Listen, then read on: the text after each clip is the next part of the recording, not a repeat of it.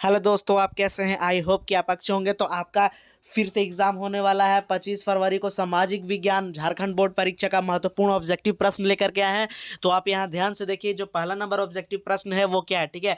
तो यहाँ बोल रहा है कि निम्न में से कौन सी घटना पूरे यूरोप के शिक्षित अभिजात वर्ग में राष्ट्रीय भावनाओं का संचार किया। तो याद रखना है ये ऑप्शन नंबर बी, यूनान का स्वतंत्रता संग्राम था, जो क्या किया कि शिक्षित अभिजात वर्ग के लोगों में राष्ट्रीय भावनाओं का संचार किया। राष्ट्रीय भावनाओं यानी कि जो देश के प्रति प्रेम का विचार होता है ना, वही भावनाओं को क्या किया, संचार किया। यूनान का जो स्वतंत्रता संग्राम था, संग्राम का मतलब युद्ध, ठीक है। अब आगे देखिए, जो जर्मनी सेकेंड नंबर है कि क्या है कि जर्मनी के एकीकरण में प्रमुख भूमिका निभाने वाले जो बिस्मार्क थे, कहाँ के चांसलर थे, ठीक है। तो याद रखना है कि ऑप्शन नंबर सी, ये प्रसा के चांसलर थे, ठीक है। तो देखिए थ्री नंबर जो ऑब्जेक्टिव प्रश्न है वो क्या बोल रहा है कि वियना की संधि कब हुई, ठीक है। तो याद रखना है कि वियना का जो संधि था वो 1815 ईस्वी में हुआ, ठीक है। तो ऑप्शन नंबर देखिए बी हमारा राइट आंसर होगा, ठीक है। फोर नंबर आप यहाँ पे ध्यान दीजिए कि फोर नंबर जो क्वेश्चन है वो क्या है, ठीक है। 1918 में गांधी जी सूती कारखाने के मजदूरों के बीच सत्याग्रह आंदोलन चलाने के लिए कहाँ पहुंचे थे। तो याद रखना अहमदाबाद, ठीक है। ऑप्शन नंबर ए क्या होगा, हमारा राइट आंसर होगा फोर का। 1918 में ना गांधी जी सूती कपड़े के कारखाने में मजदूरों के बीच सत्याग्रह आंदोलन चलाने के लिए अहमदाबाद जा पहुंचे थे, ठीक है। अब आगे देखिए फाइव नंबर जो हमारा ऑब्जेक्टिव प्रश्न है वो क्या है, ठीक है। चोरा चोरी के हिंसात्मक घटना के कारण महात्मा गांधी ने किस आंदोलन को वापस ले लिया, ठीक है।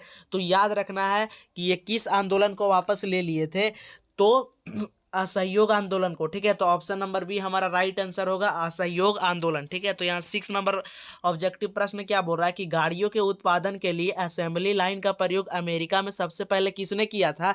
तो आपको याद रखना है कि हेनरी फोर्ड ने, ठीक है, हेनरी फोर्ड ने। देखिए ऑप्शन नंबर डी क्या होगा, हमारा राइट उत्तर होगा, ठीक है। अब आगे देखिए सेवन नंबर जो प्रश्न है वो क्या बोल रहा है आपका, ठीक है। इंग्लैंड का कौन सा नगर फिनिशिंग सेंटर के रूप में विकसित हुआ। तो याद रखना है कि लंदन, ठीक है। ऑप्शन नंबर ए क्या है, लंदन जो है फिनिशिंग सेंटर के रूप में क्या हुआ, हमारा विकसित हुआ, ठीक है। आठ नंबर देखिए कि क्या बोल रहा है कि ज्योतिबा फुले ने 1871 में जाति प्रथा के अत्याचारों पर कौन सी पुस्तक लिखी थी। तो याद रखना है कि गुलामगिरी, ठीक है।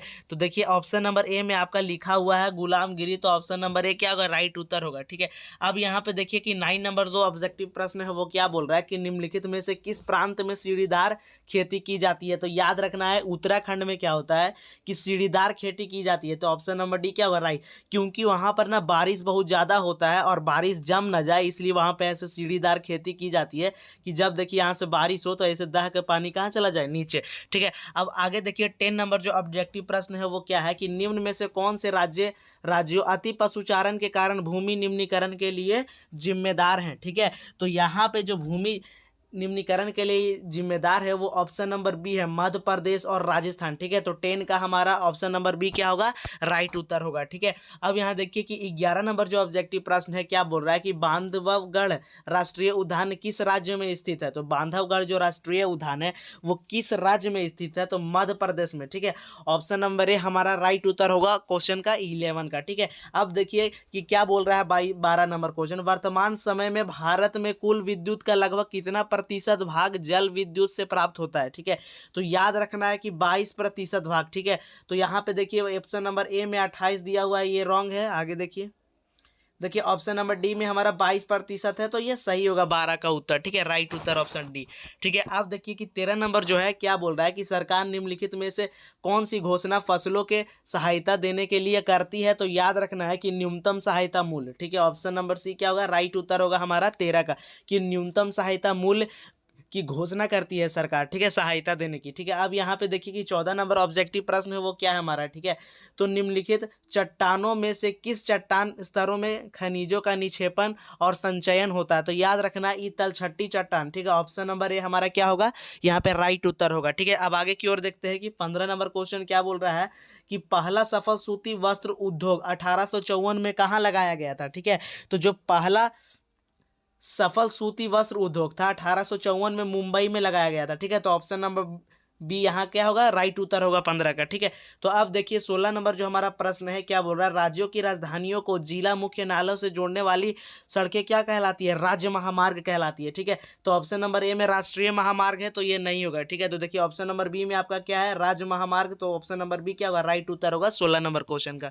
ठीक है, तो चलिए आइए हम लोग अब 17 नंबर क्वेश्चन देखते हैं कि 17 नंबर जो क्वेश्चन है हमारा क्या क्या रहा है। ठीक है, तो यहाँ देखिए क्या बोल रहा है कि निम्न में से किस प्रकार को के टकराव को आगे बढ़कर अक्सर हिंसा का राजनीतिक अस्थिरता का रूप ले लेता है। ठीक है, तो बोल रहा है कि निम्नलिखित में कौन सा जो टकराव है कि आगे चलकर क्या होता है, आगे चल लेता है और अक्सर क्या होता है कि राजनीतिक अस्थिरता का रूप ले लेता है, यह सामाजिक टकराव।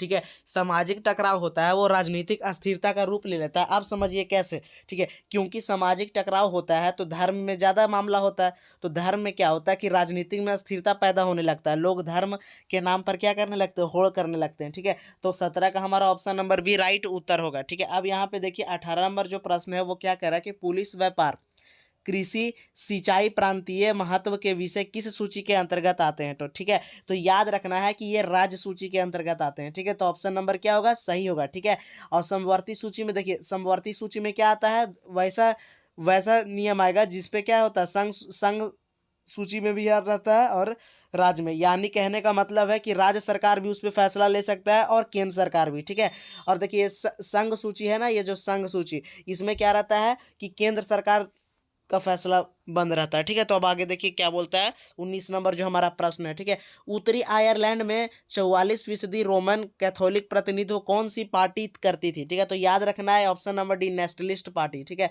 तो 19 का जो हमारा सही उत्तर होगा ऑप्शन नंबर डी होगा। ठीक है, अब यहाँ देखिए कि 20 नंबर क्या बोल रहा है कि निम्न में कौन सुमेलित नहीं है। ठीक है, कि इसमें कहने का मतलब है कि निम्न में कौन सुमेलित नहीं यानी सही नहीं है। ठीक है, तो देखिए नर्मदा बचाओ आंदोलन एक मुद्दे पर आधारित आंदोलन है, एकदम राइट बोल रहा है, ये एक ही मुद्दे पे आधारित आंदोलन है। ठीक है, बी नंबर क्या बोल रहा है, खाद्य विक्रेताओं का संघ दबाव समूह है, एकदम सही है कि जो खाद्य विक्रेताओं का संघ दबाव समूह होता है। ठीक है, देखिए तृणमूल कांग्रेस राजनीतिक दल है, एकदम है, सही है, ये भी क्या उत्तर सही है। अब देखिए श्रीलंका संघात्मक प्रणाली है, तो याद रखना है कि श्रीलंका संघात्मक प्रणाली नहीं है, यह एकात्मक प्रणाली है। ठीक है, यह कैसा प्रणाली है, एकात्मक प्रणाली। ठीक है, तो ये रॉन्ग होगा, तो ये सुमेलित नहीं है, तो ऑप्शन नंबर डी हमारा क्या होगा, राइट उत्तर होगा 20 का। ठीक है, अब देखिए 21 नंबर जो प्रश्न है वो क्या बोल रहा है। ठीक है, निम्नलिखित में से कौन सा भारतीय जनता पार्टी का दिशा निर्देशक दर्शन है, तो याद रखना है कि कौन सा जो पार्टी है कि दिशा निर्देशक का क्या है कि हमारा जो है क्या बोलता है कि दिशा निर्देशक दर्शन है, तो यहाँ देखिए सांस्कृतिक राष्ट्रवाद। ठीक है, तो ऑप्शन नंबर सी क्या होगा हमारा, राइट उत्तर होगा 21 का। ठीक है, 22 नंबर देखिए क्या बोल रहा है, लोकतांत्रिक सरकार होती है, तो याद रखना है कि जो लोकतांत्रिक सरकार होती है ना, वो क्या होती है कि उत्तरदायी सरकारें भी होती है, जिम्मेवार सरकारें भी होती है और वैध सरकार भी होती है। ठीक है, हाँ ये तीनों होती है, तो ऑप्शन नंबर डी क्या होगा, इनमें से सभी राइट उत्तर होगा हमारा 22 का क्वेश्चन का। ठीक है, अब यहाँ पे देखिए जो 23 नंबर क्वेश्चन है ये वेरी वेरी इंपॉर्टेंट है। ठीक है, इसको ध्यान से देखिए क्या बोलता है कि भारत संविधान की प्रस्तावना में धर्मनिरपेक्ष शब्द संविधान के निम्न में से किस संशोधन द्वारा जोड़ा गया। ठीक है, जोड़ा गया था, तो याद रखना है कि 42वां संशोधन के द्वारा क्या किया गया था कि जोड़ा गया था, तो हमारा ऑप्शन नंबर बी क्या होगा, राइट उत्तर होगा 42वां संशोधन। ठीक है, तो अब आगे प्रश्न देखिए कि अगला प्रश्न क्या हमारा 24 नंबर कि अधिक विकास के अंतर्गत सम्मिलित लक्ष्य क्या है। ठीक है, तो अधिक आर्थिक है। ठीक है, यहाँ पे देखिए कि अधिक नहीं होगा, यहाँ आर्थिक होगा, क्वेश्चन लिखने में क्या हो गया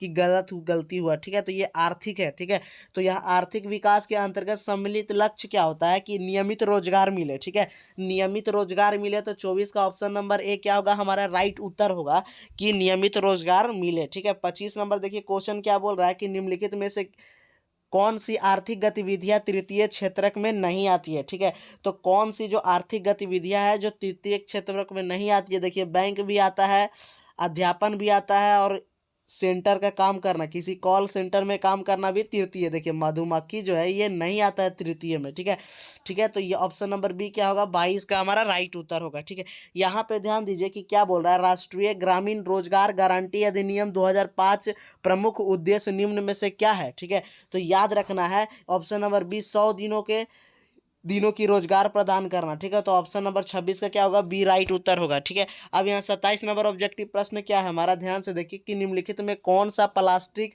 मुद्रा का उदाहरण है, ठीक है। तो प्लास्टिक मुद्रा, ये सिंपल से समझिए कि प्लास्टिक पैसा, ठीक है। तो देखिए चेक जो प्लास्टिक पैसा नहीं कागज का होता है, तो पहला रॉन्ग है, ठीक है। ड्राफ्ट ये भी गलत है, ये भी नहीं कागज का। क्रेडिट कार्ड जो होता है हमारा, देखिए क्रेडिट कार्ड एटीएम के जैसा होता है ना क्रेडिट कार्ड, तो जो क्रेडिट कार्ड होता है वो एक प्लास्टिक का बना हुआ होता है। किसका बना होता है? प्लास्टिक। तो ये प्लास्टिक मुद्रा का उदाहरण, तो ऑप्शन नंबर डी क्या होगा हमारा? राइट उत्तर होगा 27 का, ठीक है। अब देखिए 28 नंबर क्वेश्चन क्या बोल रहा है कि विश्व व्यापार संगठन के सदस्य देशों की संख्या कितनी थी? तो आपको याद रखना है कि जो विश्व व्यापार संगठन सदस्य के देशों की संख्या थी 149, 149, ठीक है। तो ऑप्शन नंबर ए क्या होगा हमारा? राइट उत्तर होगा 28 का, ठीक है। 29 नंबर प्रश्न देखिए कि क्या बोल रहा है कि विभिन्न देशों के बीच परस्पर संबंध और तीव्र एकीकरण की प्रक्रिया क्या कहलाती है? तो यह वैश्वीकरण कहलाती है, ठीक है। वैश्वीकरण, ऑप्शन नंबर सी हमारा राइट उत्तर होगा, ठीक है। तो यहाँ पे देखिए 30 नंबर जो ऑब्जेक्टिव प्रश्न है कि निम्नलिखित में से कौन सी नियम और विनियमों के माध्यम से बाजार में संरक्षित है, ठीक है। तो निम्नलिखित में से कौन से नियमों और विनियमों के माध्यम से बाजार में संरक्षित है? तो उपभोक्ता क्या है? संरक्षित रहता है, ठीक है। तो ऑप्शन नंबर बी क्या होगा हमारा? राइट उत्तर होगा 30 का, ठीक है। तो फिर मिलते हैं हम दोस्त, यहाँ पे आप ध्यान दीजिएगा फ्रेंड्स कि क्या हम आपके लिए वेरी वेरी इंपॉर्टेंट प्रश्न और भी डाल चुके हैं, सब्जेक्टिव में और भी डालेंगे, ठीक है। तो हमारे चैनल को क्या कर लीजिए आप सब्सक्राइब कर लीजिए और बेल आइकन को प्रेस कर लीजिए, जिससे कि आपको नोटिफिकेशन मिलते रहेगी बोर्ड एग्जाम के, ठीक है। तो इससे भी हम वायरल वायरल प्रश्न में भी डालते हैं, आप यदि पढ़े होंगे साइंस का तो देखे होंगे, ठीक है। तो यहाँ पे आप हमें सब्सक्राइब कीजिए। तो फिर मिलता है हम एक नए वीडियो के साथ, तब तक के लिए जय हिंद दोस्तों।